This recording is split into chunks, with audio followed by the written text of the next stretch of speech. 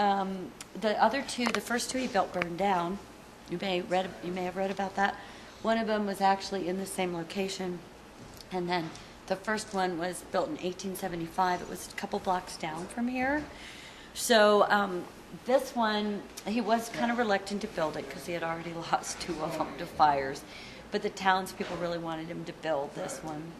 So when he built it, he did a number of things architecturally. First of all, the springs are underneath the floor. These springs, they're called Orcon springs. And this helps give it just a little bit of a bounce to it. There were a lot of activities that were performed in here. Dances. This was used as a basketball court, believe it or not, a skating rink, boxing exhibition, and I'll show you some pictures over there of how the different ways it was used. So he did that to the floor. Of course, this is all covering over the floor. The floor used to look similar to that. What we also have is we have the banisters are all hung by these steel rods. And the steel rods, he did it this way so the sound could travel through here, and it really helps with the acoustics. Many opera houses, there's pillars that support them, so this leaves it very open. And then the canvas, this is canvas all over the ceilings, and that also helps with the sound. And wherever he could, he has it's rounded to help with the sound. They had no microphones in 1885, so the people on the stage, you can hear them all the way to the back. They can just talk almost in a normal tone. The seats were about $1. They were $1 a seat, and then if people sat in the balcony, they were 50 cents. The balcony is still closed off to the public. So the curtain areas. The two bottom boxes were for very prominent people, silver barons. John Mackey would always come to these performances. He was a very infamous silver baron. Those were $15 to sit in the bottom seats or in the balconies. The top balconies were for men to come to bring their prostitutes. And so they would cover them with gauze and material so no one could see in. And also, this particular one, there has been a sighting of a ghost. When one man brought the left one up there, the way the story goes was a man brought his prostitute to the opera house.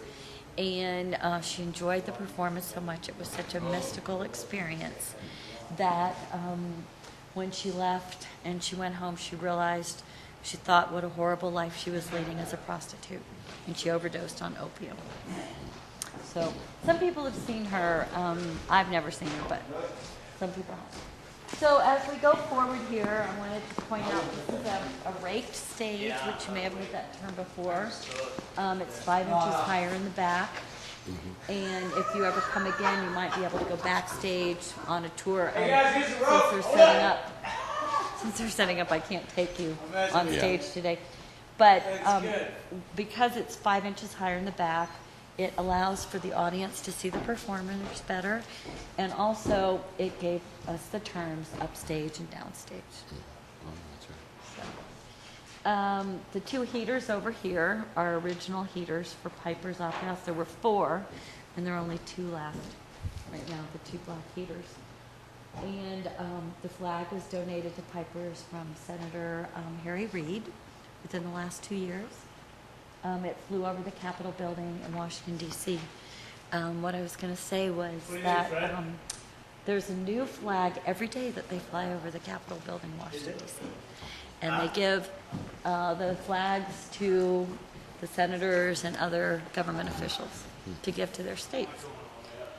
So over here we have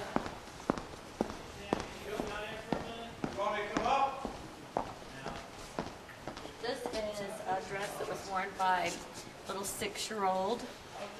Her name was Pearl Chappelle, and her little shoes. She was one of the first performers here in 1887. It's in pretty good shape. And then, what else can I tell you? Oh, we have William Shakespeare up here that was painted by John Piper's son. He painted that. Now the pianos and organ are from the late 1800s, early 1900s. So what I wanted to do is bring you over here. This one doesn't, and that one over there does. But there's a story about that one. This is what Piper's Opera House looked like. This was what John Piper's granddaughter. She restored it to look like that, but it was basically cosmetic. She didn't do anything to the foundation or to the roof, which since has been replaced. So they've done a lot already. The canvas above your head, I can even see sprinkler systems in here now. This canvas took so long to replace because they were trying to make it identical to what it was during the late 1800s. So they've been able to replace this in the back and over there. So they're still working on replacing the middle part of the opera.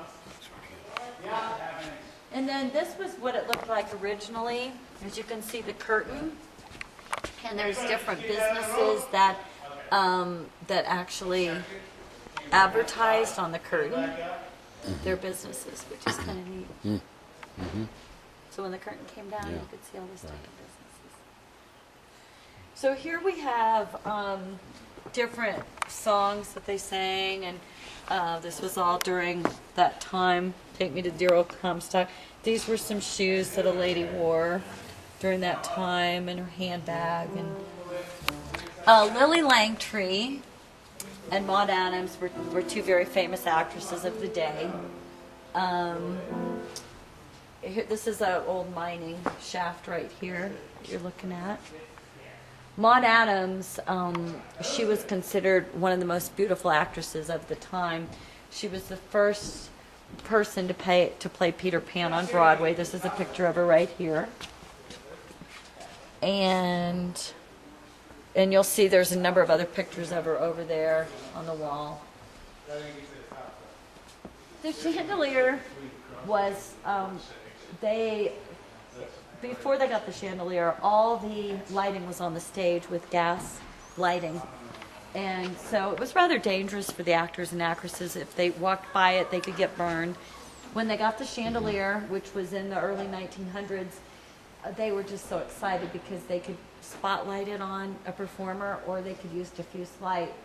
And it was gas at that time, but you can see all the reflectors in it. They would lower it down, and then they would shine it on the stage. And the first time they used it was with Macbeth, and they spotlighted it all on just a couple performers, and then the rest of the opera house was totally dark, and it was very eerie. And that was really exciting for them, that chandelier. So that's original. And over here we have some original things. This was a box that a man would keep his top hat in. And then over here we have a law officer's badge. And then here we have, this was a reward for stagecoach robbery. And this was from the chandelier right here. Chandelier that's originally voiced. So they're having performances quite often now. So these are all things that came from Piper's Opera House. These are some of the things that they found in the walls, just as they were. So these are some of the interesting things that they did.